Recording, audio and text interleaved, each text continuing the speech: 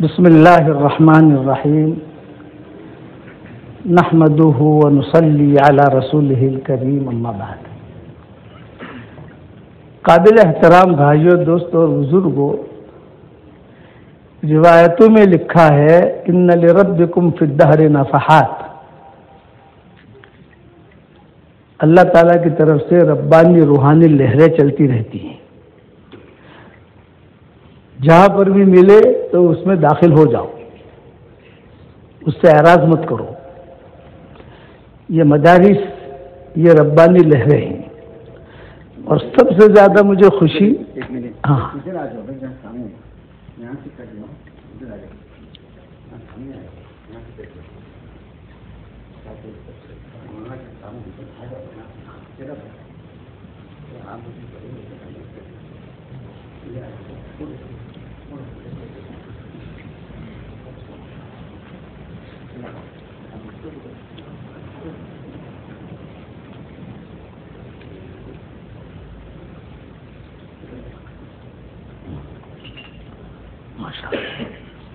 یہ اچھا کیا، یہ ماشاءاللہ سمجھداری ہے۔ آدمی کو، بوڑھے آدمی کو، ہمیں تو چکر کی بھی بیماری ہے، تو دیکھنے میں مشکل ہوتا ہے۔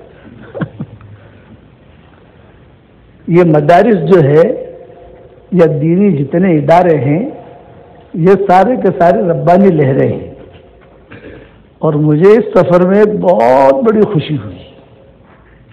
میں تقریباً پونا افریقہ جو ہے سب جگہ گیا، زنین، وینڈا، یہاں وہاں، تو جہاں جب جاتا تھا تو امام صاحب سے پوچھتا تھا کہ آپ کہاں سے فارغ ہیں،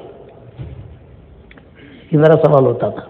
امام صاحب تو ہوتے تھے، تو اکثر لوگوں نے ہمیں کہا مدرسہ زکریا، مدرسہ زکریا۔ یہ ہر جگہ میں نے یہ چیز دیکھی، اس سے میرے دل کو بہت خوشی ہوئی کہ الحمدللہ اللہ تعالیٰ کام لے رہا ہے، یہ اللہ کا شکر ہے۔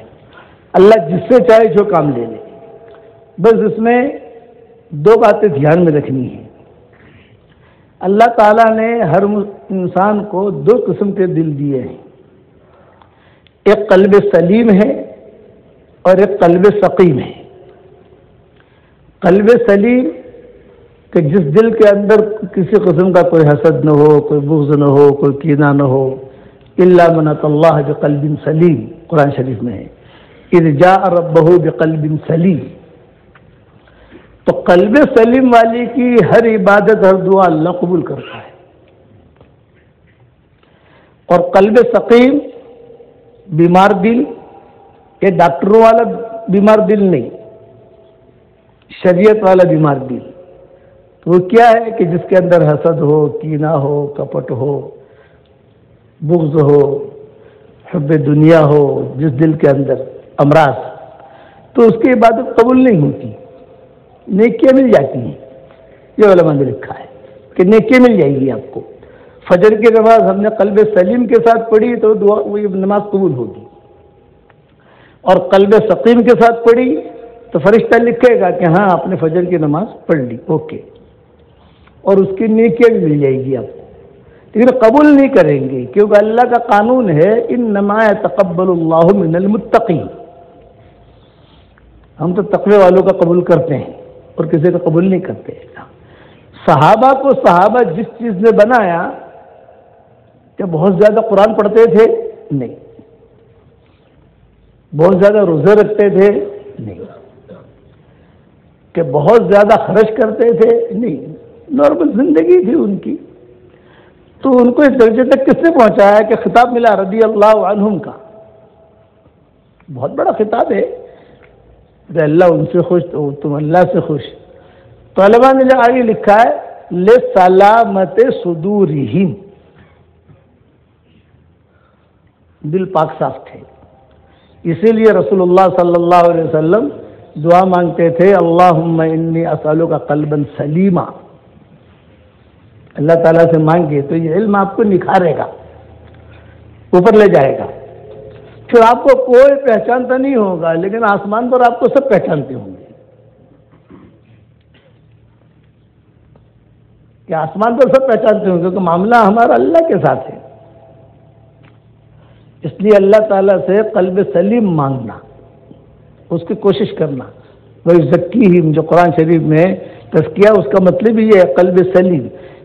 ہر نبی قلب سلیم والا ہوتا ہے، کوئی قلب سقیم والا نہیں ہوتا، لیکن ابراہیم علیہ السلام کو ٹاپ درجہ دیا. وَإِنَّ مِن شِيعَتِهِ لَإِبْرَاهِيمَ إِذْ جَاءَ رَبَّهُ بِقَلْبٍ سَلِيمٍ. کہ ابراہیم علیہ السلام کے کھاتے میں حضور صلی اللہ علیہ وسلم بھی آ گئے، یا اسماعیل بھی آ گئے، مکہ بھی آ گیا، بیت المقدس بھی آ گیا، سارے بنی اسرائیل کے انبیاء بھی آ گئے. تب درجہ دیا اذ جاء ربہ بقلب سلیم. ایک مرتبہ حضور صلی اللہ علیہ وسلم کے پاس سارے صحابہ بیٹھے ہوئے تھے. تو آپ صلی اللہ علیہ وسلم نے فرمایا کہ دیکھو بھائی، یہاں اس دروازے سے ایک آدمی آئے گا، وہ جنتی ہے. جب آپ نے فرمایا تو صحابہ کی نظر اسے دروازے پر تھی، کون آتا ہے کون آتا ہے کون آتا ہے. تو ایک صحابی آئے جن کا نام حضرت سعد بن ابی وقاص تھا. وضو کر کے آئے، جوتی بھی ہاتھ میں تھی رکھی، بیٹھ گئے مجلس میں. صحابہ نے کہہ دیا کہ ہاں، اسی کے بارے میں خوشخبری دی ہے کہ جنتی ہے. دوسرے دن مجلس لگی تو دوسرے دن بھی آپ نے یہ کہا کہ ایک آدمی آئے گا یہاں سے دیکھنا جنتی ہے. سب کی نگاہیں تھی. دوسرے دن بھی یہی آئے حضرت سعد بن ابی وقاص. 2 دن ہو گئے. تیسرے دن بھی آپ نے یہی کہا. تیسرے دن بھی یہی آئے. تو آپس میں سوچنے لگے کہ کیا کام کرتے ہیں، پتہ نہیں کتنی نمازیں پڑھتے ہوں گے، پتہ نہیں کتنے روزے رکھتے ہوں گے، پتہ نہیں کتنی تہجد پڑھتے ہوں گے، پتہ نہیں کتنے پارے پڑھتے ہوں گے. تو عبداللہ ابن عمرو ابن عاص یہ نوجوان صحابہ میں تھے اور بہت ہی متحرک صحابی تھے. کھٹپٹ یہ کہتے ہیں اپنی زبان میں، سستی نہیں، جو کام کرنا فوراً کرنا، یہ کرنا، بھاگنا دوڑنا. یہ چلے گئے ان کے پاس. ابھی کیوں آئے ہو؟ فرمایا بھی مہمان بننے کے لیے آیا ہوں، 3 دن رہوں گا. ہاں ہاں اہلاً و سہلاً. 3 دن یہ آئے تھے جستجو میں کہ کرتے کیا ہے. 3 دن سے حضور کہہ رہے جنتی جنتی جنتی. آخرکار دیکھے تو اس کا عمل کیا ہے. 3 دن ہو گئے، کوئی خاص چیز دیکھی نہیں. صبح صادق سے 8 گھنٹہ پہلے اٹھتے تھے، 2 رکعت پڑھ لیتے تھے، دعا مانگ لیتے تھے، مسجد نبی میں چلے جاتے تھے. پھر پوچھا کہ حضرت میں تو آیا تھا اس لیے کہ آپ حضور صلی اللہ علیہ وسلم نے 3 مرتبہ کہا کہ آپ جنتی ہیں، یہ دیکھنے آئے کہ آپ کی نیکی کیا ہے. اب مجھے بتائیے. حضرت سعد بن ابی وقاص نے کہا میں نہیں بتاؤں گا، یہ تو میرے اور میرے اللہ کے درمیان ہے میری نیکی. اس لیے علماء نے لکھا ہے چھپی نیکیاں کرو، وہ زیادہ قبول ہوتی ہیں. میرے والد صاحب رحمۃ اللہ علیہ مجھے فرماتے تھے وہاں مرکز نظام الدین میں کہ بیٹا میں بیان کرتا ہوں، لاکھوں آدمی میرا بیان سنتے ہیں، میرے بیان پر تشکیلیں ہوتی ہیں، مجھے خطرہ ہوتا ہے کہ کہیں ریاکاری نہ ہو. تو میں دیکھ اب تو جو ہے تیری ماں برتن دھو رہی ہے، تو تیرے کمرے میں چلا جائے گا، سردی کا زمانہ ہے، اب میں جو ہے لحاف اوڑھ کر میں میرے اللہ سے باتیں کروں گا. یہ میری چھپی نیکی ہے. تجھے بتاتا ہوں اس لیے کہ تو میرا بیٹا ہے. 1 گھنٹہ 1.5 گھنٹہ یہ میری چھپی نیکی، میں اللہ کو کہتا ہوں یہ میری چھپی نیکی ہے. میں جانتا ہوں تو جانتا ہے. میرے بیٹے کو تو اس لیے کہا تھا کہ تربیت ہو. ایک بات ذہن میں رکھنا، آج کل ہمارے پاس شریعت کا علم تو بہت ہے، فتاوا بہت ہیں، مدارس بہت ہیں، مفتیان کرام بہت ہے، لیکن تربیت کے علم کی کمی ہے. تربیت کا علم نہیں. اس لیے مولانا یوسف صاحب رحمۃ اللہ علیہ نے حیات الصحابہ کی 2 جلد لکھی ہے. میں ہر وقت میرے سفر میں ساتھ میں 2 جلد لے کے چلتا ہوں. یہ تربیت ہے. انہیں پورے جتنے باپ باندھے ہیں مولانا یوسف صاحب رحمۃ اللہ علیہ نے حیات الصحابہ کی 2 جلد میں یہ امت کی تربیت حضور صلی اللہ علیہ وسلم نے کیسی کی. تربیت کے علم کی کمی ہے. شریعت کا علم بہت ہے، تربیت کے علم کی بہت ضرورت ہے کہ آدمی کی تربیت ہو. اس لیے حضور نے دونوں چیزیں دی ہیں، شریعت بھی دی ہے، تربیت بھی دی ہے. تو وہ سعد بن ابی وقاص نے کہا میں نہیں کہوں گا، لیکن میرے اللہ کے درمیان میری چھپی نیکی ہے. فرمایا نہیں حضرت چچا کہنا پڑے گا. یہ بڑے تھے تو سعد بن ابی وقاص، جو چچا کہنا پڑے گا.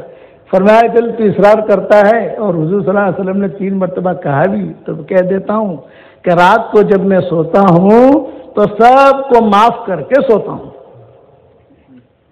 میرے دل میں کسی کے بارے میں کوئی بدگمانی، کوئی چیز نہیں ہوتی، اسی لیے ان کی دعا قبول ہوتی تھی۔ سعد بن ابی وقاص کی دعا تیر بہدف قبول ہوتی تھی، تیر بہدف۔ وہ اللہ پر قسم کھاتے تھے، یہ اللہ مجھے یہ چاہیے اور ابھی چاہیے، مجھے یہ چاہیے اور ابھی چاہیے۔ اسی وجہ سے حضرت عمر ان کو بڑے بڑے مارکوں میں بھیجتے تھے، کسرا اور قیصر کی طرف بھیجتے تھے، بھی مستجاب دعائیں آدمی۔ تو ایک سبق آج کا یہ ہے کہ اللہ سے قلب سلیم مانگے اور اس کی کوشش کریں، ایک بات۔ دوسری بات یہ کہ زبان کا میٹھا بول جو لوگوں کے دلوں کو جوڑ دے وہ کروڑوں نسلوں پر بھاری ہے، اور زبان کا کڑوا بول جو لوگوں کے دلوں کو توڑ دے یہ کروڑوں گناہوں پر بھاری ہے۔ حصائد السنتہم، رسول اللہ صلی اللہ علیہ وسلم نے فرمایا حصائد السنتہم، اپنی زبان کے بولوں کو بہت میٹھا کرو۔ اس وقت میں اللہ تعالیٰ دنیا کی تقدیر بدل رہا ہے، حالات ہے نا سب جگہ حالات ملیں گے آپ کو، گھر گھر میں حالات ملیں گے، اس لیے اپنے ایمان کی حفاظت، اور اللہ تعالیٰ کس سے کیا کام لے گا۔ ابھی حضرت مولانا شیخ الحدیث صاحب ملاقات کے لیے تشریف لائے تھے، تو میں نے ان سے کہا کہ ہمارے والد صاحب کو جو دین ملا ہے، جو خیر ملی ہے، وہ پٹھانوں سے ملی ہے۔ تو بہت متاثر ہوئے کہ پٹھانوں سے کیسے ملی؟ میں نے کہا اس کا قصہ ہے، والد صاحب خود بیان کرتے تھے۔ اب یہ پٹھان، اسی لیے پٹھان جو ہے نا، یہ ابا سے وہاں رائمنڈ کے اجتماع میں جاتے تھے تو پٹھان جو ہے وہ ٹوٹ پڑتے تھے، اور ابا کہتے تھے تم میرے استاد ہو۔ اب دیکھو پٹھان عام آدمی ہے، لیکن اللہ جس سے جو کام لے لے۔ والد صاحب رحمۃ اللہ علیہ یتیم ہو گئے تھے، ہماری دادی تھی، دادا نہیں تھے، پڑھنے پڑھانے کے مسئلے ہوتے تھے، تو پٹھانوں کی ایک جماعت پشاور سے اور افغانستان سے پشاور ہوتے ہوئے یہ چلتے چلتے چلتے یہ لوگ بچوں کے ساتھ ہجرت کی نیت سے وہ لوگ دیوبند پہنچے، کیونکہ دیوبند معروف ادارہ تھا، بھئی ہم آئے ہیں، ہمیں یہاں کوئی پڑھانے کے لیے جگہ دے دو، ہم جو ہے کام کریں گے اور بغیر پیسے کے کریں گے۔ تو دیوبند والوں نے کہا کہ ہمارے پاس تو کوئی جگہ ہے نہیں ہے ایسی، آپ جو ہے چلے جاؤ وہاں پالم پور کے علاقے میں چلے جاؤ۔ دیکھو یہ ربانی لہریں چلتی ہیں، کچھ نہیں کہہ سکتے اللہ کس سے کیا کام لے۔ آپ بیٹھے ہیں یہاں، اب کچھ پتہ نہیں کس بچے سے اللہ کیا کام لے گا، ہم نہیں کہہ سکتے، وہ تو اللہ ہے، وہ اللہ تو دل کو دیکھتا ہے۔ خدا اللہ کا قانون ہے، إِن يَعْلَمِ اللَّهُ فِي قُلُوبِكُمْ خَيْرًا يُؤْتِكُمْ خَيْرًا، یہ قانون ہے اللہ کا۔ ہم تو تمہارے دلوں کو دیکھیں گے، دل میں خیر ہے تمہیں خیر ملے گی، کہ دل کا خیر دل کا شر یہ اللہ کے علاوہ کوئی نہیں جانتا، اللہ جانتا ہے کہ دل کا خیر اور دل کا شر۔ اس لیے اپنے اللہ سے معاملہ کلیئر کریں۔ وہ لوگ خیر والے تھے، خیر القرون والے تھے، وہ چلتے چلتے پالم پور پہنچے۔ مولانا، ان کا نام تھا مولانا عبد الحفیظ صاحب پشاوری۔ وہاں جا کر کہا کہ ہم آئے ہیں وہاں سے، بھائی ہمیں پڑھانے کے لیے بٹھا دو، میری بیوی بچے ہیں، بچیاں ہیں، یہ بھائی ہمارے پاس تو جگہ نہیں ہے، لیکن یہاں پالم پور کے قریب میں ایک گاؤں ہے، اس کا نام گٹھامن ہے، تم وہاں چلے جاؤ۔ یہ ہمارے گاؤں میں آ گئے مولانا عبد الحفیظ صاحب۔ گاؤں والوں سے کہا بھی میں ہم پشاور سے آئے ہیں، بچوں کو مکتب پڑھاؤں گا، قرآن پڑھاؤں گا، یہ کروں گا۔ ہاں لیکن بھی پیسہ نہیں دیں گے، ہمارے پاس پیسے نہیں ہیں۔ کوئی بات نہیں، یہ ابا خود سناتے تھے، اور ابا روتے بھی تھے، کبھی کبھی راوڑ کے اجتماع میں سناتے تھے ابا، والد صاحب رحمۃ اللہ علیہ۔ ابا جو بچوں میں بچے جیسے مکتب میں آتے ہیں نا، مکتب میں آتے تھے، یہ مولانا عبد الحفیظ صاحب جو ہے دل والے تھے، قلب سلیم والے تھے۔ دیکھتے تھے، ارے اس کا کیا نام ہے؟ ان کا محمد عمر۔ اچھا، اس کا باپ کہاں ہے؟ کہ باپ کا تو انتقال ہو چکا ہے۔ ماں کہاں ہے؟ ان کا ماں یہاں رہتی ہے قریب میں۔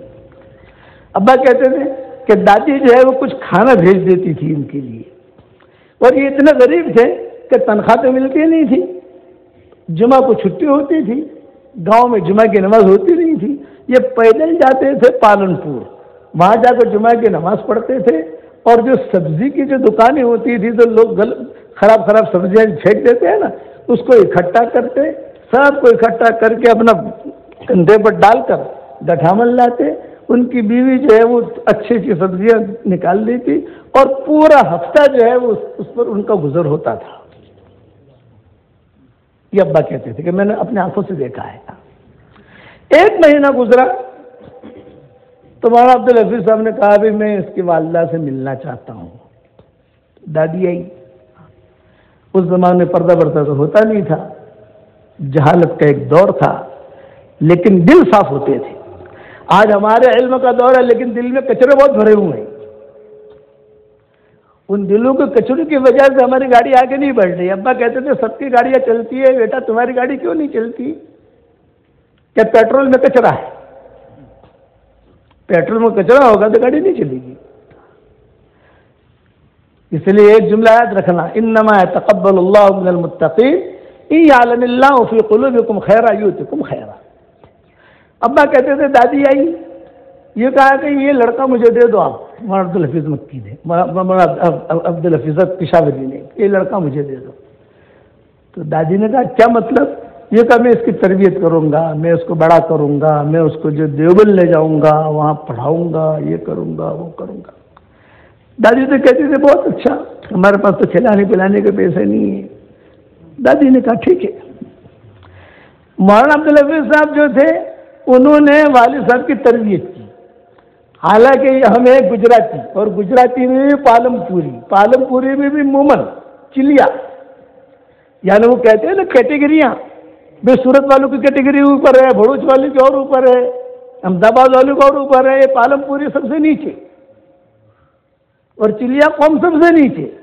میوات جیسے ہندوستان کا میوات ہوتا ہے ویسے گجرات کا یہ میوات، لیکن اللہ ہے، اللہ کس سے کام لے لے۔ تو مولانا عبدالحفیظ صاحب جو ہے وہ دن ترتیب بنا کر مجھے دیوبند لے گئے، اور دیوبند لے جا کر میرے پڑھائی کا انتظام کیا، اور دیوبند سے تقریباً 1 گھنٹے کی دوری پر ان کا خاندان رہتا تھا، مولانا عبدالحفیظ صاحب کا، پٹھانوں کا، وہ وہیں سے آئے تھے۔ تو میں روزانہ ہر جمعرات کو پیدل وہاں چلا جاتا تھا، تو ان کی دادی، ان کی ممانی، ان کے جو رشتہ دار تھے وہ آگے جا رہے بیٹا عمر آ گیا، بیٹا عمر آ گیا، بیٹا عمر آ گیا، بیٹا عمر آ گیا۔ تو میں پیدل جاتا تھا تو سب سے پہلے جو ہے میرے پاؤں پر وہ گرم پانی ڈالتی تھی، تاکہ جو ہے وہ گرم پانی ڈالنے سے بیٹے اس کی وہ تھکن اتر جائے گی بچی کی، اور ان کی بچیاں وغیرہ سب جو ہے پٹھانوں کا جو کھانا ہوتا ہے وہ کھانا پیش کرتی۔ میں کہتا کہ یار میں گجرات کا رہنے والا، میں گٹھامن کا رہنے والا، اور یہ بچیاں یہ سب کتنی میری خدمت کر رہی ہے۔ اخیر تک مولانا عبدالحفیظ صاحب نے میری تربیت کی، اخیر تک۔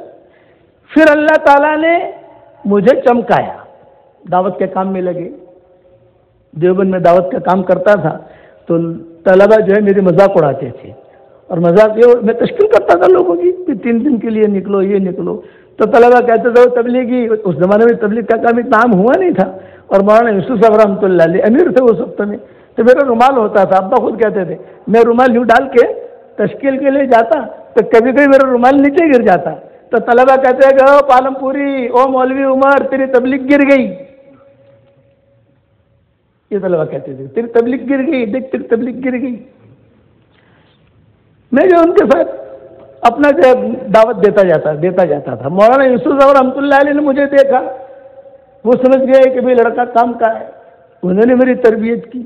پھر اللہ تعالیٰ نے مجھے عالمی پیمانے پر قبول کیا، اور دادی ہماری جو تھی نابینا ہو چکی تھی، بوڑھی بھی ہو چکی تھی، میں ملنے کے لیے جاتا تھا وہاں، تو دادی ایک ہی بات کہتی تھی، بیٹا عمر قرآن سنا،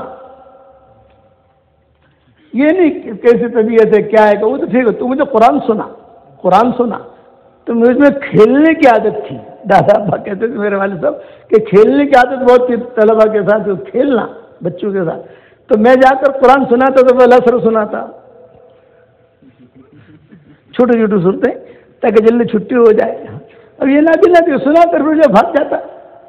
تو یہ دادی جو ہے وہ کھڑی ہوتی اور دیوار پر ہاتھ لگا کر یہ جو ہے چلتی اور باہر آ کر کہتی اللہ عمر، اللہ عمر، ہماری زبان میں اللہ عمر تو چوس، اللہ عمر نبی نہ تھی، اللہ عمر تو چوس. تو لڑکے کہتے تیری ماں بلا رہی ہے، تیری ماں بلا رہی ہے، تیری ماں بلا رہی ہے. اب میں آتا اور آ کر جو ہے ماما شو قوم سے کیا کام ہے، یہ کہا تو اب میرا ہاتھ پکڑتی، ہاتھ پکڑ کر مجھے کوٹھڑی میں لے جاتی اور میرا ہاتھ پکڑ کر بٹھاتی اور کہتی سورہ بقرہ سنا.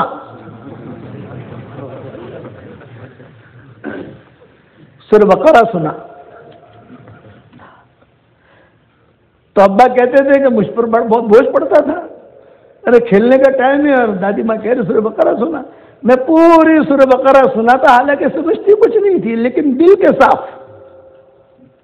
وہ روتی رہتی، وہ روتی قرآن سن کر روتی رہتی، حالانکہ نہیں سمجھتی ہے قرآن میں کیا ہے، یعنی کیا آیت ہے، کیا ترجمہ ہے، وہ کچھ پتہ نہیں، لیکن میں دل کے ساتھ وہ روتے رہتی.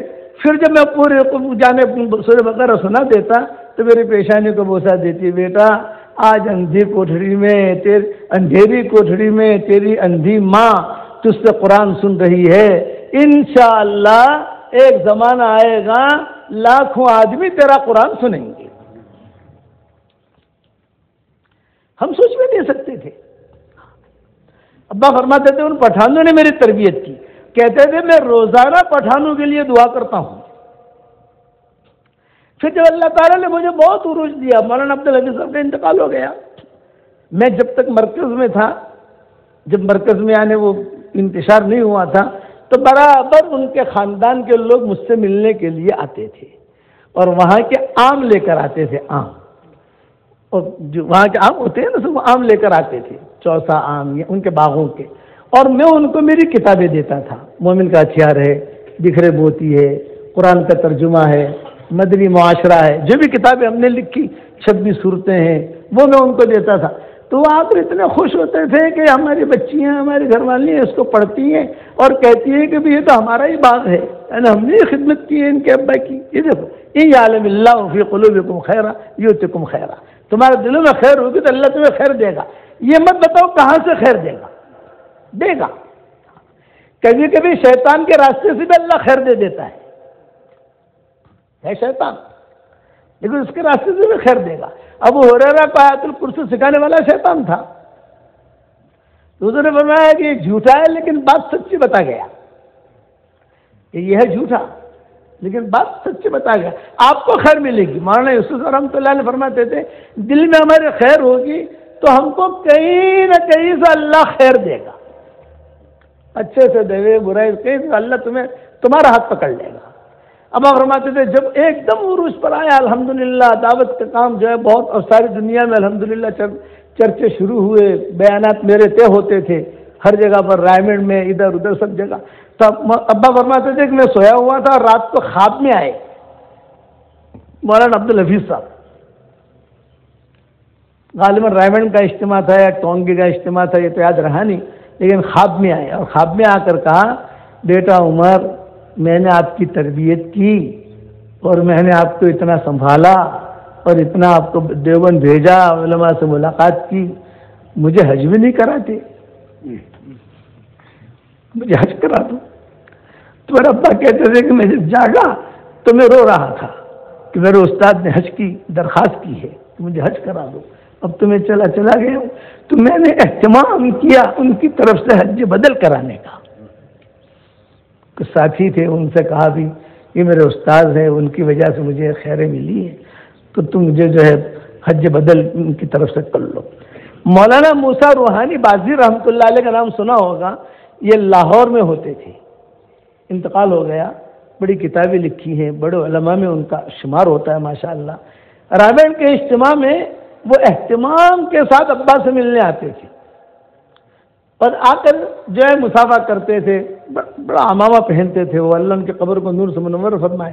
ان کے انتقال کے بعد کئی دنوں تک ان کے قبر سے مشک کی خوشبو بھی آتی رہی. یہ مولانا موسیٰ روحانی بازی، اور وہاں کے نیچے بیٹھ جاتے تھے. تو ابا کہتے تھے کہ نہیں بھی نہیں، ہمارے والد صاحب رحمۃ اللہ علیہ علماء کا بہت احترام کرتے تھے، بہت احترام۔ کبھی کبھی بعض ہمارے ان پڑھ ساتھی یا غلو کرنے والے ساتھی دعوت کے کام کے، وہ کبھی کبھی مدارس کی، خانقاہوں کی کچھ تھوڑی سی بے احترامی کرتے تھے، ابا کے سامنے آ کر بھی کہتے تھے یہ مدارس کیا ہے، مدارس کچھ بھی نہیں ہے، ہم اصل دعوت کا کام، اصل دعوت کا کام، اصل دعوت کا کام، یہ کہتے تھے۔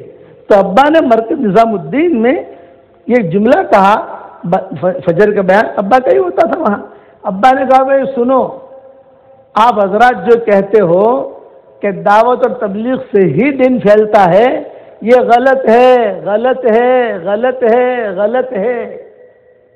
میں مرکز نظام الدین میں بیٹھ کر یہ بات کر رہا ہوں، حضرت جی رحمۃ اللہ علیہ، حضرت جی زندہ تھے اس وقت میں، حضرت جی رحمۃ اللہ علیہ میری بات سن رہے ہیں، سارے پرانے سن رہے ہیں۔ میں اس لیے کہہ رہا ہوں کہ قیامت کے دن ہماری پکڑ نہ ہو، یہ غلط ہے کہ دعوت اور تبلیغ سے ہی دین پھیلتا ہے۔ نہیں نہیں نہیں، ذرا وضاحت کرتے تھے، نہیں نہیں، دعوت اور تبلیغ سے بھی دین پھیلتا ہے۔ بولے ہی اور بھی کا فرق کرو۔ یہ مدارس کام کر رہے ہیں، مدارس والے، اللہ کا شکر ادا کرو، تم نہیں کر سکے، تمہارا کام وہ کر رہے ہیں۔ خانقاہ والے کام کر رہے ہیں، اللہ کا شکر ادا کرو، تم نہیں کرتے تو وہ کر رہے ہیں۔ یہ غلو مت جاؤ۔ پھر کہتے تھے کہ ایک بات سن لو، شاید تمہیں کام لگے گی۔ پرانوں کے مجمع میں سمجھدار طبقہ ہوتا تھا، ایک کہتے تھے ابا کہ جس نے علماء کی قدر نہیں کی یا علماء کی بے عزتی کی، سب سے پہلے اس پر اللہ کا عذاب یہ آئے گا کہ اس کی نسل سے اللہ علم کو چھین لے گا۔ بڑے مجموعے میں، اور ساتھ میں حضرت بھی بیٹھے ہوئے ہوتے تھے، مولانا انعام الحسن صاحب رحمۃ اللہ علیہ، ان کے سامنے اس لیے کہتے تھے کہ حضرت سن رہے ہیں، مجمع دیکھیں کہ امیر جو ہے وہ خود سن رہا ہے، اور ان کے بات پر خاموش ہے۔ بہت کبھی کبھی کمرے میں آتے تھے ہمارے والد صاحب رحمۃ اللہ علیہ، تو کتابیں ہوتی تھی تو کھڑے کھڑے روتے تھے۔ میں پوچھتا تھا کہ ابا کیوں رو رہے ہو آپ؟ میں نے کہا بیٹا مجھے اس پر رونا آ رہا ہے کہ آج ہمیں خط نہیں لکھ سکتے، ایک خط لکھنا ہو تو بھی مجاہدہ پڑتا ہے۔ یہ علماء نے، اس نے 50 جلدیں لکھ دی، اس نے 25 جلدیں لکھ دی، کتنی عمر ان کی گئی ہوگی، کتنی محنتیں کی ہوگی انہوں نے۔ پھر ایک جملہ کہتے تھے کہ اللہ ہمارے علماء حقہ نے جتنی کتابیں لکھی ہیں اس کی ایک ایک سطر کو تو دنیا میں عام کر دے۔ اور کئی کافی منٹ تک کھڑے کھڑے روتے رہتے تھے۔ اچھا، تو مولانا موسیٰ روحانی بازی رحمۃ اللہ علیہ آتے تھے تو وہ نیچے بیٹھ جاتے تھے، ابا چارپائی پہ ہوتے تھے، ابا کہتے تھے نہیں نہیں یہ نہیں ہو سکتا، یا تو آپ میرے قریب بیٹھیں اور نہیں میں نیچے اتر آتا ہوں۔ تو مولانا موسیٰ روحانی بازی رحمۃ اللہ علیہ وہ خود قریب آ کر بیٹھتے تھے اور کہتے تھے کہ حضرت میں رائے بین اجتماع میں صرف آپ سے ملاقات کے لیے آتا ہوں، کہ مجھے کسی سے اتنی مناسبت نہیں ہے۔ اور دوسرا یہ کہ اب میری کار ہوتی ہے، ان کے مریدین بہت ہوتے تھے مولانا موسیٰ روحانی بازی رحمۃ اللہ علیہ کے، وہ کہتے ہیں میری کار جو ہے وہاں کھڑی ہے، میں پہلے پوچھ لیتا ہوں کہ مولانا عمر صاحب کا بیان کب ہے، کون سی نماز کے بعد ہے، مجھے پتہ چل جاتا ہے مغرب بعد ہے، فجر بعد ہے، جو بھی ہے، تو میں اہتمام سے لاہور سے آتا ہوں، آپ کا بیان سنتا ہوں، روحانی سیرا بھی لیتا ہوں اور پھر میں یہاں سے چلا جاتا ہوں۔ تو ابا نے جو ہے یہ پٹھانوں کے ذریعے سے اللہ تعالیٰ نے ابا کو علم دیا۔ حالانکہ پٹھان قوم تو آپ جانتے ہو ماشاءاللہ پہاڑی قوم ہے، ان کا مزاج بھی ماشاءاللہ ہے، لیکن انہوں نے کہا نہیں، خیر اللہ نے ان کے مقدر میں لکھی تھی، ان یعلم اللہ فی قلوبکم خیرا یؤتکم خیرا۔ تیسری بات یہ کہ جہنم میں سب سے پہلے مشرکین نہیں جائیں گے، کہ جہنم میں سب سے پہلے یہودی جائیں گے، نصارہ جائیں گے، کرنا تو جہنم میں سب سے پہلے کون جائے گا؟ وہ دین کے کام کرنے والے جائیں گے جن کی نیتوں میں کھوٹ تھا، ان کے ذریعے سے اللہ جہنم کو بھڑکائے گا۔ یہ سعر کا جملہ آتا ہے کہ ان کے ذریعے اللہ تعالیٰ بھڑکائے گا کہ تم نے جو ہے یعنی دین کے کام کو مذاق بنایا۔ اسی لیے قرآن شریف میں بار بار کہتے ہیں الذین اتخذوا دینہم لہوا ولعبا، الذین اتخذوا دینہم لہوا ولعبا۔ آدمی کرے اور ڈرے، جیسا حضرت عمر تھے کیا بہت، دل میں بات آئی قرآن کی آیتیں نازل ہوئی، کہ دل میں بات آئی قرآن کی آیتیں نازل ہوئی، حضرت عمر کہتے تھے کہ میں حضور صلی اللہ علیہ وسلم کی مخالفت میں ہوتا تھا. حضرت حمزہ کہتے تھے کہ پورا مکہ مجھ سے ڈرتا تھا اور میں حضرت عمر سے ڈرتا تھا، اور پوری مخالفت پر اترا ہوا تھا، لیکن دل میں کھٹکا تھا کہ ارے میں کس کی مخالفت کر رہا ہوں، کس کی مخالفت کر رہا ہوں. تو حضرت عمر اپنا قصہ خود سناتے تھے کہ ایک مرتبہ میرے دل میں رات کو بات آئی مکہ مکرمہ میں کہ یار میں جا کر محمد کا قرآن تو سنوں، کیا پڑھتا ہے. حضور صلی اللہ علیہ وسلم تہجد کی نماز حرم میں پڑھتے تھے، تو میں جا کر قرآن تو سنوں کیا پڑھتا ہے. یہ دور بیٹھ گیا، حضرت عمر کہتے تھے دور. اور حضور صلی اللہ علیہ وسلم نے تہجد کی نماز شروع کی اور سورہ الحاقہ شروع کی. الحاقۃ ما الحاقہ وما ادراک ما الحاقہ. قرآن جو ہے اس میں ذاتی حسن ہے، ذاتی کشش ہے. سیلون میں اجتماع ہوتا تھا، وہاں ہندو زیادہ ہوتے تھے مسلمانوں کے مقابلے میں. تو ہندو لوگ کہتے تھے تم کیوں آئے ہو؟ انہوں نے کہا بڑے میاں کا قرآن سننے آئے ہیں. ابا کے بیان آتے تھے وہ قرآن پڑھتے تھے. وہ ہندو ترجمہ تو نہیں سمجھتے. قرآن میں اللہ نے کشش رکھی ہے، ذاتی حسن ہے. چنانچہ حضرت عمر کہتے تھے میں دور بیٹھ گیا، سنتا رہا. پورا رکوع حضور صلی اللہ علیہ وسلم نے پڑھا اور وہاں برابر آواز آتی رہی. تو میں نے میرے دل میں ایک بات کہی، یار محمد شاعر یہ شاعر ہے، کیسا پڑھ رہا ہے سر پر شاعر ہے. تو حضور صلی اللہ علیہ وسلم نے اگلی آیت پڑھی، انہ لقول رسول کریم وما هو بقول شاعر قلیلا ما تؤمنون. یہ شاعر کا کلام نہیں ہے. حضرت کو تو میں اتنا دور بیٹھا ہوں، میری بات سن لی اس نے. واللہ هذا ساحر جادوگر ہے. جہاں میں نے کہا جادوگر ہے تو حضور نے اگلی آیت پڑھی، ولا بقول کاہن قلیلا ما تذکرون. یہ جادوگر کا کلام نہیں ہے، کاہن کا کلام نہیں ہے، یہ تو اللہ کا کلام ہے. حضرت عمر کہتے تھے کہ بس میرے دل میں بیش ڈر گیا، لیکن پھر بھی وہ سختی تھی، سختی جاتی نہیں تھی، سختی تھی. میں برابر حضور صلی اللہ علیہ وسلم کے قتل میں ان کی باتیں نہ چلے دنیا میں. حق کی پرورش اللہ مخالف فضاؤں میں کرتا ہے، یہ اللہ کا نظام ہے. اب کام کیا، کتنا بڑا کام کیا. آپ نے فرمایا ہنی اللہ کا یا عمر، عمر تیرے لیے خوشخبری ہے، جمیع الملائکہ یحترمونک یا عمر. جمیع الملائکہ یہنئون بعضهم بعضا فی السماء علی اسلام عمر بن الخطاب. ہر فرشتہ مبارکبادی دیتا ہے، عمر مسلمان ہو گیا، عمر مسلمان ہو گیا، عمر مسلمان ہو گیا. میرے بعد تو نبی ہوتا تو وہ عمر ہوتا. اتنا بڑا درجہ ملا حضرت عمر کو. لیکن اپنے انتقال پر میں ہمارے ساتھیوں میں کہتا ہوں، آج تو ہم نے 3 چلے لگا لیے تو اپنے آپ کو جبریل سمجھتے ہیں. بہت بڑا سوال ہے. ویسے میں آپ کو نہیں کہتا، میں سارے مجمع میں بات کہتا ہوں کہ بھائی آج ہم نے 3 اور ابا جی کہتے تھے کہ بھی 3 چلے لگا لیے تو اپنے آپ کو جبریل سمجھنے لگا آدمی کہ نا جبریل. جو ہمارا حضرت رحمۃ اللہ علیہ کے پاس ایک آدمی آیا، بھی کہاں جا رہے ہیں؟ یہ کہا ابھی 3 چلے جا رہا. بہت زیادہ دعا کرنا میں فرشتہ بن کر آؤں. تو حضرت نے کہا میری دعوت فرشتہ بننے کی نہیں ہے، میری دعوت انسان بننے کی ہے. فرشتہ مت بننا، انسان بن کے آنا بس. یہ حضرت کہتے تھے. لیکن جب چیز چلتی ہے تو اچھی بری کچھ پتہ نہیں چلتا، جہالت کیا ہے، علم کیا ہے. تو حضرت عمر اتنے بڑے آدمی لیکن خوف. انتقال کا وقت قریب ہے اور ایک جملہ کہہ رہے ہیں، لا لیا ولا علیہ، لا لیا ولا علیہ، لا لیا ولا علیہ.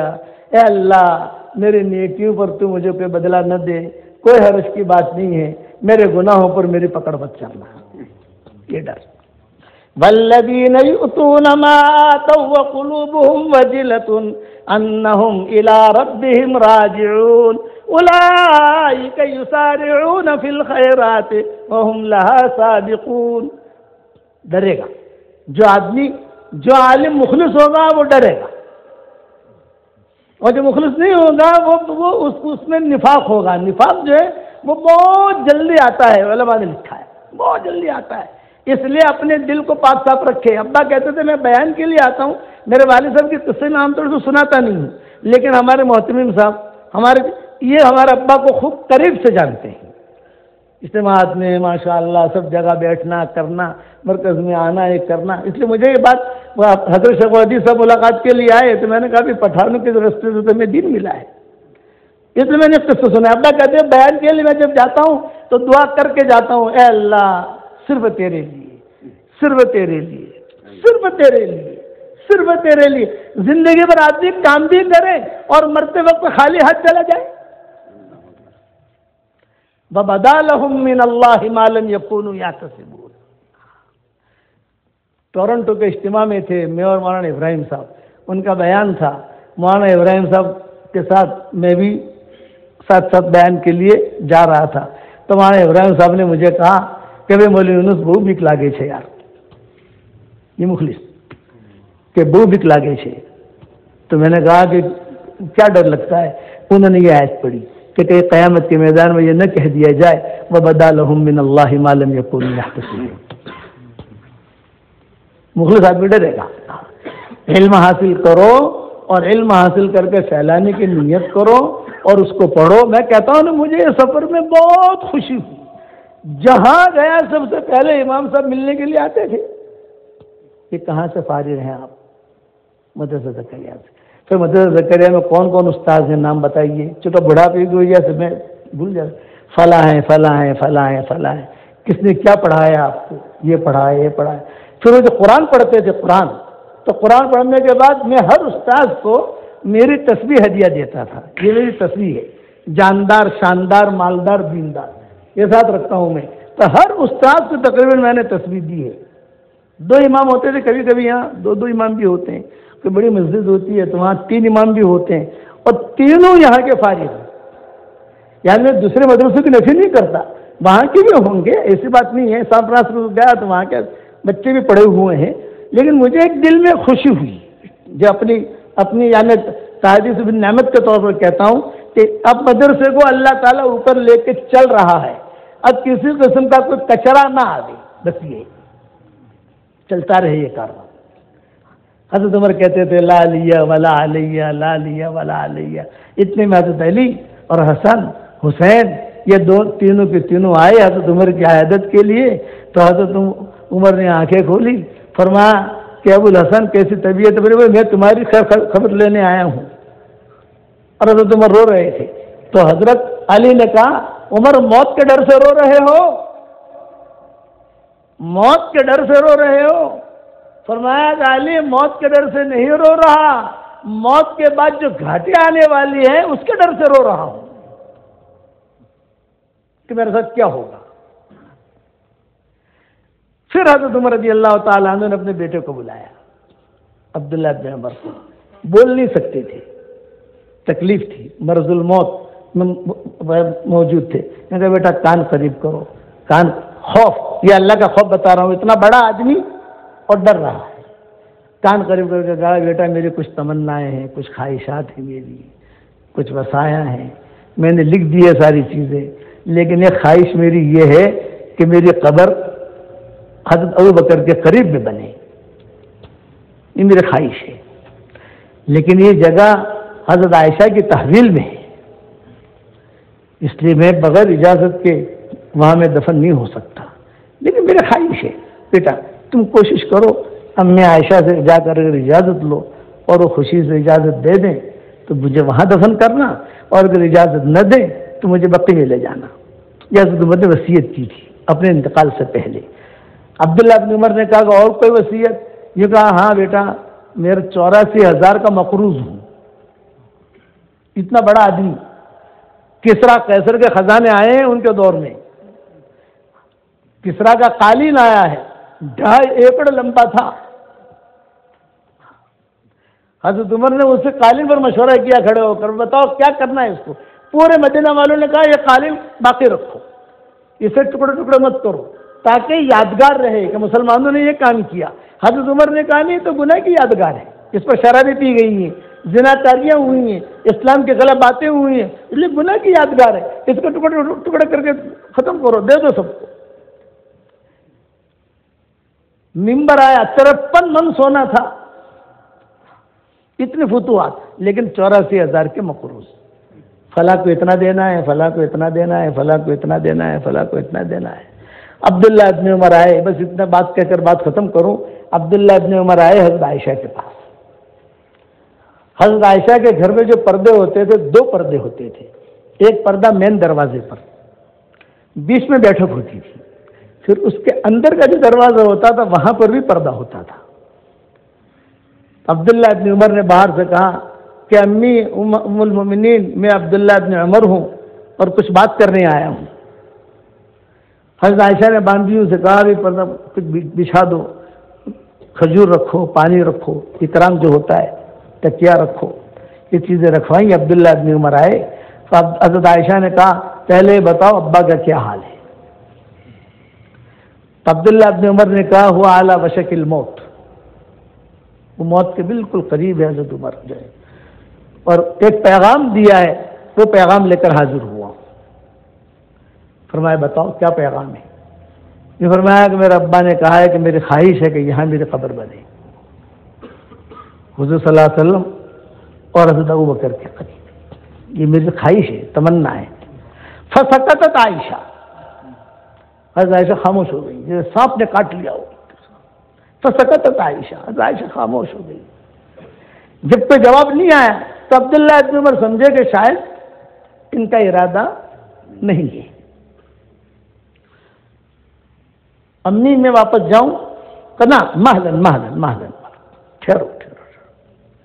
پھر حضرت عائشہ نے کہا کہ میری خواہش اس جگہ کے بارے میں 3 آدمیوں کے بارے میں تھی، ایک تو ہے کہ میری قبر بنے، حضور ہے، میرے والد ہیں، پردے کا مسئلہ نہیں ہے، میری قبر یہاں بنے، میری جگہ ہے، میری تحویل میں ہے، میں نہیں تو عبد الرحمن ابن عوف، وہ نہیں تو حضرت عثمان۔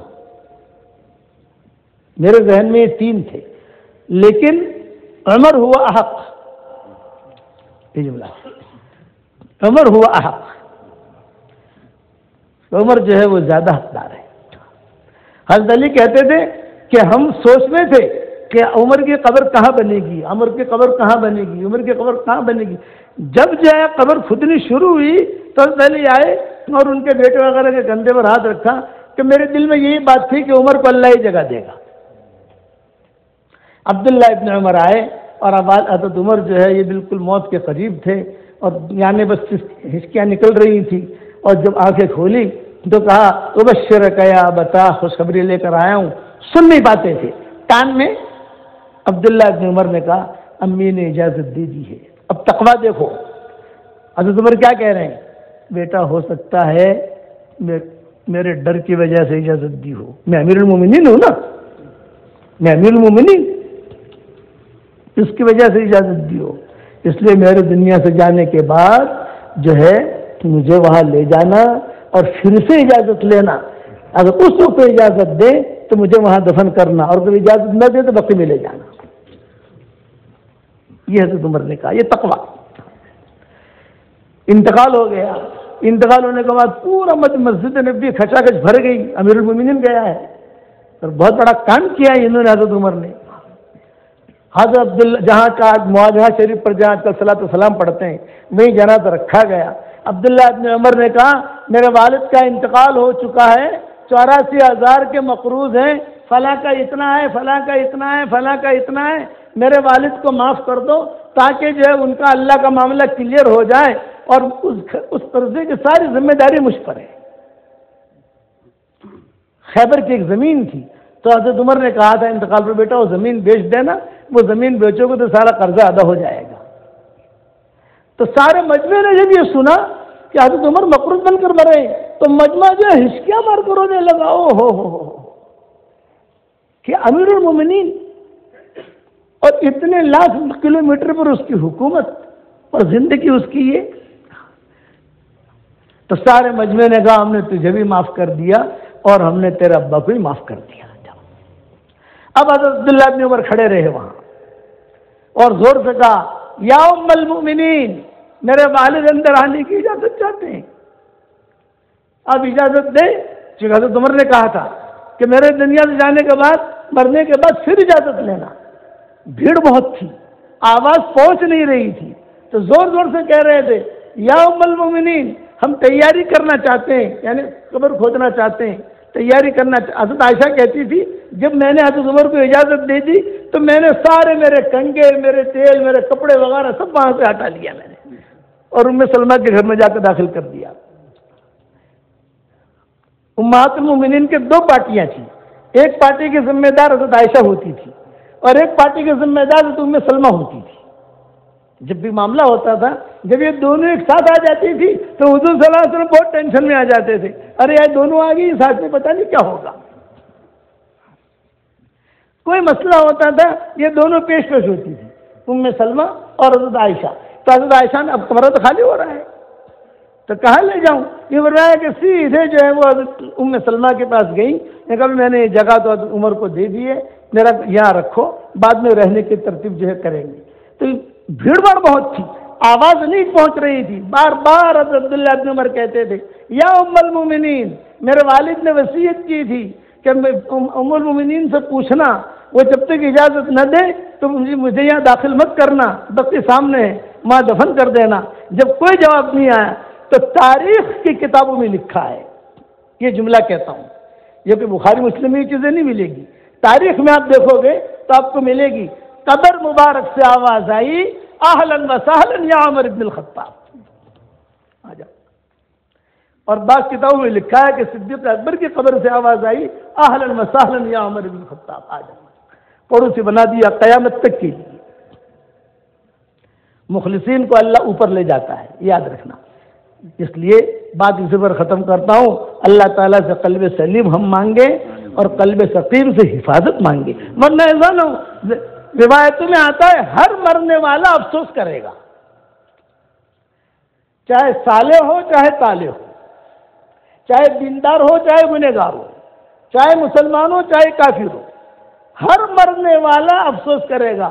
دیندار اس لیے کرے گا کہ ارے میں نے نیکیاں زیادہ کیوں نہیں کی، اور گنہگار اس لیے کرے گا کہ میں نے میری زندگی ضائع کر دی۔ اس لیے زندگی کو ضائع مت کرو، یہ پڑھنے کی جگہ۔ ابا فرماتے تھے کہ دعوت کا کام کرتے کرتے کوئی بگڑ گیا کہیں سدھرے گا نہیں، یہ ابا کہتے تھے۔ اور کہتے تھے دیوبند کے مدرسے میں، جب دیوبند کے مدرسے میں پروگرام ہوتا تھا ابا کا، میں بھی ایک مہینہ پہلے وہاں گیا تھا، کافی طلبہ جمع ہوئے تھے، میں نے کہا دیوبند کے مدرسوں میں کوئی بگڑ گیا وہ کہیں سدھرے گا نہیں، بننے کی جگہ ہے، بھائی تو بننے کی جگہ ہے، قال اللہ قال رسول، بننے کی جگہ ہے۔ ابا کہتے تھے کہ حرم میں کوئی بگڑ گیا وہ کہیں سدھرے گا نہیں، دعوت کا کام، دین کا کام کرتے کرتے بگڑا وہ کہیں سدھرے گا نہیں، وہ چھیلنے درجے کا کینسر بننے کی جگہ بگڑا ہے۔ ہوائی جہاز اگر اپنی فیکٹری میں بگڑ جاوے تو کہاں سدھرے گا، وہ فیکٹری میں خراب ہو گیا۔ اللہ تعالیٰ نے بہت بڑی نعمت دی ہے آپ کو، صبح ہوتے ہی لوگ، جس کی عطر کی تجارت ہوتی ہے وہ عطر کے کام میں لگ جاتا ہے، صبح ہوتی ہی جس کے کپڑے کی تجارت ہوتی ہے وہ کپڑوں کے کام میں لگ جاتا ہے، صبح ہوتی ہی جس کے لکڑی کی تجارت ہوتی ہے وہ لکڑی کے کام میں لگ جاتا ہے۔ میں کروڑ مرتبہ سلام دیتا ہوں بچوں کو، صبح ہوتے ہی اللہ ہماری جھولی میں قرآن ڈال دیتا ہے، ان کی جھولی میں اللہ عطر ڈالتا ہے، ان کی جھولی میں کپڑے ڈالتا ہے، ان کی جھولی میں لکڑی ڈالتا ہے، اور ہماری جھولی میں قرآن۔ قال اللہ قال رسول، قال اللہ قال رسول۔ بننے کی چیز ہے، بگڑنے کی چیز نہیں ہے۔ ایک ایک بچہ بہت بڑا کام کر سکتا ہے، کرو گے انشاءاللہ بھائی۔ اس کے لیے ہماری تشکیل ہوتی ہے، بہت دھیان سے پڑھو، اساتذہ کا احترام کرو، اور علم کا بھی اکرام کرو، احترام کرو، اور پھر جو ہے اپنے دھیان سے پڑھو بھی، پھر اللہ فرصت دے جب فارغ ہو جاؤ۔ ہمارے یہاں سال سال کی تشکیلیں بھی ہوتی ہیں، اپنے اساتذہ کے مشورے سے، ساتھیوں کے مشورے سے، کبھی سال میں چلے گئے، کبھی میرے 3 سال لگے ہیں، ہندوستان کا سال، عربی کا سال اور غربی ملکوں کا سال، یورپ وغیرہ کا، 3 سال ابا نے ہمارے لگوائے، اور چلتے تھے پھرتے تھے، اور ابا ایک ہی بات کہتے تھے، بیٹا دین کا کام اللہ کے لیے کرنا۔ کبھی کبھی ابا مجھے بیان کے لیے بھیجتے تھے تو میں مختصر بیان کر کے واپس آ جاتا تھا، تو ابا کہہ رہے تم کو تو ابھی بھیجا تھا، تم نے مختصر بیان کر واپس آ گئے۔ ابا کچھ مجمع ہی نہیں تھا۔ میں نے ابا سے کہا کچھ مجمع ہی نہیں تھا، مجمع ہو تو ذرا بولنے میں مزہ آتا ہے نا۔ ابا نے کہا نہیں بیٹا، ایک آدمی ہو تو بھی اپنی بات پوری کہو۔ کئی انبیاء ایسے ہیں جنہوں نے ایک ایک پر محنت کی ہے، ہر نبی کو مجمع نہیں ملا ہے، یہ ابا مجھے کہتے تھے۔ تو آپ حضرات کو بھی کہتا ہوں، آپ امام بنو گے کسی مسجد میں جا کر، آپ کی دھن یہ ہو کہ مجھے دین کے کام کو آگے بڑھانا ہے، آپ کی دھن یہ ہو۔ اور یہی ہے کہ دعوت، اے انسان اپنے پیدا کرنے والے کو پہچان اور صرف اس کی ہی عبادت کر، یہ خاموش دعوت ہے۔ اے انسان اپنے پیدا کرنے والے کو پہچان اور صرف اس کی ہی عبادت کر۔ دل کے خلوص کے ساتھ، دل کی صفائی کے ساتھ آپ کام کرو گے تو اللہ تعالیٰ آج جو اساگر ہیں آپ، اللہ آپ کو قوم کا اکابر بنائے گا، پھر لوگوں کو رجوع ہوگا آپ کی طرف۔ کرو گے انشاءاللہ بھائی؟ اللہ تعالیٰ ہم سب کو عمل کرنے کی توفیق عطا فرمائے۔ اور کبھی کبھی میں کہتا ہوں کہ ابھی ساؤتھ افریقہ میں تو پراپرٹیاں بہت بنا لی ماشاءاللہ، کبھی کبھی جنت میں پراپرٹی بنا لو بھائی۔ اور جنت کی پراپرٹی کیا ہے؟ 10 مرتبہ کوئی سورہ اخلاص پڑھے تو جنت میں ایک محل تیار ہو جاتا ہے۔ حضرت عمر سے حضور صلی اللہ علیہ وسلم نے کہا تھا عمر 10 مرتبہ سورہ اخلاص پڑھ، جنت میں ایک محل تیار ہو جائے گا۔ حضرت عمر نے کہا حضرت 10 مرتبہ سورہ اخلاص پڑھوں اور جنت میں ایک محل تیار ہوگا، یہ تو بہت سستا سودا ہے، میں تو بہت بناؤں گا۔ تو آپ نے فرمایا بنا، تیرے اندر جتنی طاقت تو بنا، تو بناتے بناتے تھکے گا، اللہ دیتے دیتے نہیں تھکے گا۔ تو میں چونکہ آپ لوگوں کو تو نہیں کہتا کہ روزانہ 1000 محل بناؤ، 500 محل بناؤ، کم سے کم ایک محل تو بنا لو یار۔ لیکن جو مجمع ہوتے ہیں ہمارے مجمع، جب ہم جہاں بیان وغیرہ کرتے ہیں تو ان کی تشکیل کرتے ہیں ہم، آپ کی تشکیل نہیں کرتے۔ ان کو کہتا ہوں کہ بھائی 313 مرتبہ سورہ اخلاص پڑھنے کی عادت ڈالو، تو روزانہ 31 بنگلے جنت میں تیار ہو جائیں گے الحمدللہ، اور کوئی انکم ٹیکس والا آئے گا نہیں، کوئی میسج نہیں آئے گا کہ صاحب آتلا بتا پیسہ کیسے لاگی ہو تم۔ وہ تو ہے روحانی چیزیں ہیں، بہت پراپرٹیاں بنائی۔ شکاگو میں ایک ڈاکٹر نہیں ہے، اس نے مجھے میسج کیا، کہا کہ مولانا الحمدللہ جب سے آپ نے کہنا شروع کیا ہے تو میں نے پڑھا آج 10 لاکھ مرتبہ میرا ہو گیا۔ تو اس نے کہا کہ مولانا 10 لاکھ، میں نے کہا تو حساب لگا لے کتنے بنگلے ہو گئے۔ بولے چلو تو میں کیلکولیٹر پر حساب لگا لوں گی، لیکن مطلب ایک بات پوچھنی ہے، تھوڑی شرم آتی ہے۔ میں نے کہا بیٹا پوچھو، شرماتی کیوں ہو، دین کی بات ہے، مجھے پتا ہوگا تو بتاؤں گا، نہیں پتا ہوگا تو اپنے علماء سے پوچھوں گا۔ کیا ابو جی کہتے ہیں، ابو جی شرم آتی ہے پوچھتے ہوئے۔ میں نے کہا ابو جی بہت بنگلے ہو گئے میرے الحمدللہ، جنت میں کوئی بھاڑا آئے گا کہ نہیں آئے گا، رینٹ؟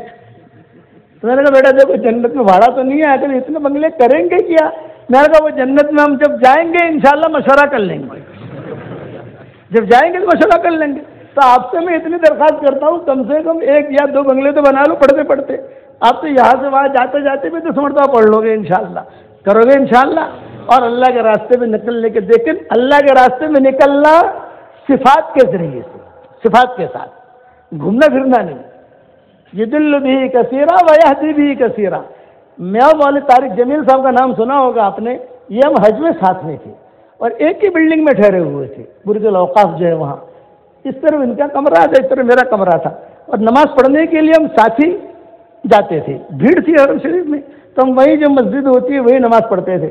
تو وہ اسکلیٹر سیڑھیاں ہوتی ہے نا، اس پر چلتے چلتے میں نے ان سے کہا کہ مولوی صاحب ایک بات میرے دل میں کھٹکتی ہے،